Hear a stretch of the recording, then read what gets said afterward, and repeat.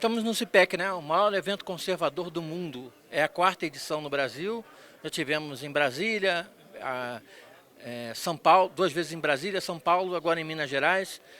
Eu sei que a senhora tem um projeto similar, né? Não grandioso como o CIPEC, porque a Bahia tem muitas dificuldades, não tem uma estrutura tão grande para levar um evento tão grande assim nos interiores, mas tem seu CIPEC baiano, né? Eu gostaria de saber da senhora como é que a senhora traz ideias daqui, leva para a Bahia e pega ideias da Bahia e traz para cá. Como é que é esse bate-papo entre CIPECs, o seu e o CIPEC aqui nacional? Olha, muito obrigada. E assim, comparar o movimento que a gente tem feito enquanto capacidade de trazer pessoas para essa discussão da importância do cidadão como agente político, de instrumentalizar e dar informação às pessoas do que elas podem fazer, do que não devem fazer no momento que a gente vive. 27, 28, 29 de outubro agora, de 23, Vitória da Conquista está se organizando com um evento de conservadores, inclusive com vários nomes que são seguidores de Olavo, que vão estar presentes, já confirmaram presença lá em Vitória da Conquista, que é uma importante cidade do sudoeste baiano, e vai estar ali trazendo a reflexão para pessoas, para uma cidade que foi governada pela esquerda por muito tempo, era uma cidade totalmente abandonada, e hoje Vitória da Conquista é um ponto verde dentro do estado vermelho da Bahia. E ela consegue ter prosperidade, consegue ter uma economia pujante, ela arrecada 900 milhões por ano como cidade, ela consegue ser referência de esgotamento a nível Brasil, ela consegue ser referência, por exemplo, de lidar com lixo, com aterro sanitário. Então, Conquista, ela tem um governo que é absolutamente conservador, que está ali voltado para o povo, hoje liderado por Sheila Lemos, que é a atual prefeita.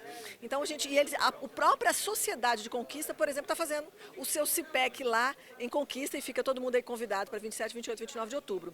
Assim como outros eventos. Eu estava ontem em Salvador, numa escola de líderes, onde eles estão se formando líderes políticos e falando com pessoas sobre essa importância.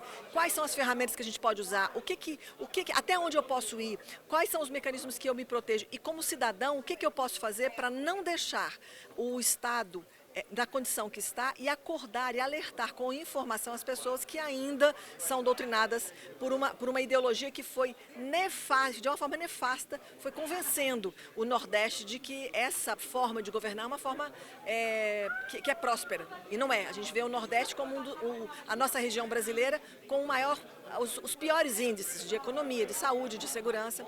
E aí, de pouco em pouco, a gente vai levantando agentes políticos que estão vindo para o nosso lado, entendendo, compreendendo e se tornando agente político. Mesmo que não se filie a legenda nenhuma. Mas aquela pessoa que tem uma voz, que fala, que instrui, que alerta aquelas pessoas, o que elas fazem? Elas passam a ser um agente de mudança onde ela está. E esse é o papel que eu tenho feito ao redor da Bahia. E muito feliz de estar aqui. Tá ótimo. Última pergunta para a gente finalizar. Queria saber da senhora.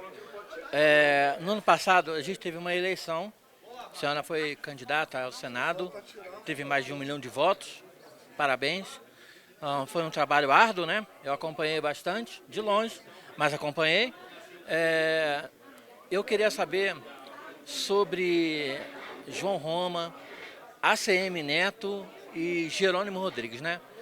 Nessa candidatura, nessa eleição, tivemos uma diferença do ACM Neto para o Jerônimo Rodrigues de 700 mil votos no primeiro turno, né? ACM Neto contava vitória. Eu entrevistei ele lá no dia da eleição para a Jovem Pan e eu perguntei, candidato, o que o senhor acredita que vai acontecer? E ele disse, vou ganhar em primeiro turno. Ele não ganhou nem no primeiro nem no segundo. Ele levou a cachapada do desconhecido, né, um Zé Ninguém, segundo um senador lá da Bahia. Mas a diferença de votos deles foi de 700 mil votos, exatamente os votos de João Roma, no primeiro turno. Não teve esse diálogo do João Roma com o ACM Neto, mesmo tendo essa possibilidade.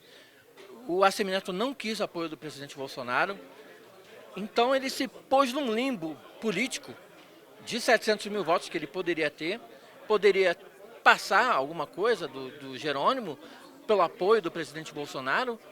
Eu gostaria de saber da senhora a perspectiva de política na Bahia, né? Como a senadora mais bem votada da direita na Bahia, da história, como é que a senhora vê isso e a eleição ano que vem? Excelente a pontuação que você faz, André. Olha só, em algum momento pós-eleição, eu considerei que a votação de João Roma, ou aquele 3 possibilidades de governo, elas tinham sido estratégicas. Quando o tempo passa, você sem dúvida nenhuma faz essas análises matemáticas, porque eleição é voto, né? Você precisa de números de votos, e a gente viu realmente que se João Roma não tivesse saído candidato, a CM poderia ter ganhado no primeiro turno, como era plano. E o exemplo que isso fica para todos nós é que a gente não pode dividir, porque quando divide você perde.